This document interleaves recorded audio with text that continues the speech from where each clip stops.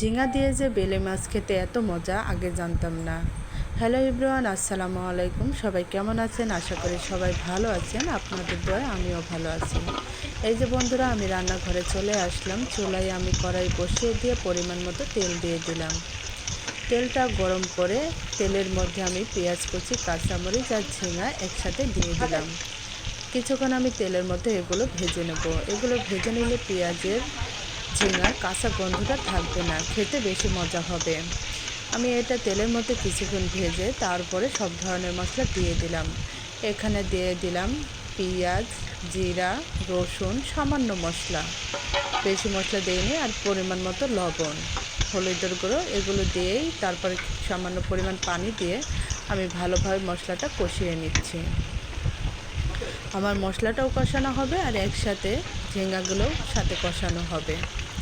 আমি এভাবে ছোট মাছ রান্না করেছি, খেতে অনেক মজা হয়েছিল বন্ধুরা। আপনারা এভাবে রান্না করে খেয়ে দেখবেন, সত্যি খেতে অনেক মজা হয়। এখন আমি মাছগুলো দিয়ে দিলাম। এটা নদীর বেলে মাছ খেতে এমনিতেই মজা, তারপরেও একটু ভালোভাবে রান্না করলে আরও খেতে বেশি মজা হয়। বেলে মাছ অনেক নরম, তাই আমি নাড়তে পারছি না। আমি আস্তে আস্তে খুন্তি দিয়ে নেড়ে দিলাম। এখন আমি সামান্য পরিমাণ জল দিয়ে দিলাম। এখানে বেশি জল দেব না, কারণ বেলে মাছ বেশি রান্না করার প্রয়োজন হয় না, এটা এমনিতেই রান্না হয়ে যায়। এই যে আমার রান্নায় বলক চলে এসেছে। আমি কিছুক্ষণের জন্য ঢাকনা দিয়ে ঢেকে রেখে দিলাম। ঢাকনা তুলে দেখলাম রান্নাটা প্রায় শেষের দিকে। আমি আবারও কিছুক্ষণের জন্য ঢাকনা দিয়ে রেখে দিলাম। এই যে বন্ধুরা, আমার রান্নাটা কমপ্লিট। রান্নাটা কেমন হয়েছে জানাবেন। এর সাথে আমি রান্না করলাম রুই মাছের ডিম। রুই মাছের ডিম ভুনা খেতে অনেক মজা। এই যে দেখুন বন্ধুরা, দেখতে কত লোভনীয় হয়েছে, খেতেও অনেক মজা হয়েছিল। আমি কিভাবে রুই মাছের ডিম ভুনা করি সেটাই আপনাদের সাথে শেয়ার করব। এখানে আমি ডিমগুলো নিয়েছি। আমি পুরাটা ডিম ভেজে নিইনি, অর্ধেকটা নিয়েছি। আর এখানে আমি সব ধরনের মশলা কি কি লাগবে সেগুলো নিয়েছি।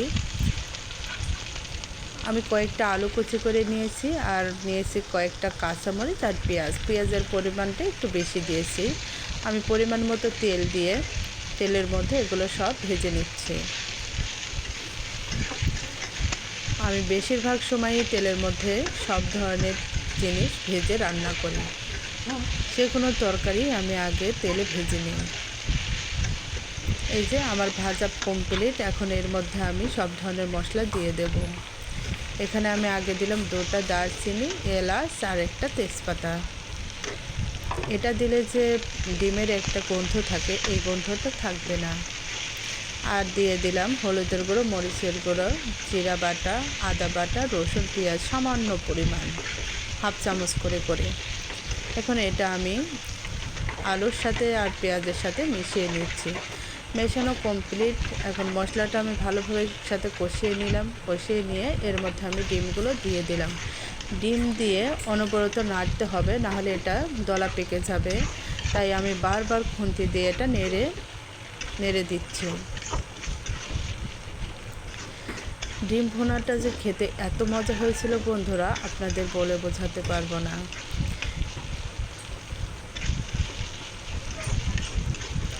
ডিম ভুনা না, সরি, ডিম ভাজি। এটা আমার খুবই পছন্দের খাবার, এটা আমি খুবই পছন্দ করি। আমি এই যে ডিমটা কষিয়ে নিলাম কিছুক্ষণের জন্য। এখন আমি পরিমাণ মতো জল দিয়ে দেবো। এখানে বেশি জল দেব না, যেটুকু প্রয়োজন সেটুকুই দেব। আমি জল দিয়ে কিছুক্ষণের জন্য নেড়ে ছেড়ে রেখে দিলাম।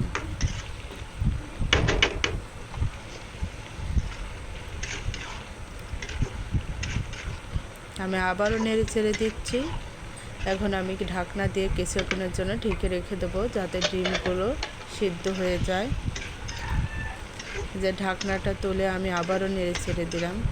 যাই হোক বন্ধুরা, আমার ভিডিওটি যদি ভালো লেগে থাকে আপনারা অবশ্যই জানাবেন। আর ভিডিওর মধ্যে যদি কোনো কথা ভুল হয়ে থাকে তাহলে সবাই ক্ষমার দৃষ্টিতে দেখবেন। আর সবাই পাশে থাকবেন, আমিও পাশে থাকব। এই যে আপনাদের সাথে কথা বলতে বলতে আমার ডিম ভাজিটা প্রায় কমপ্লিট।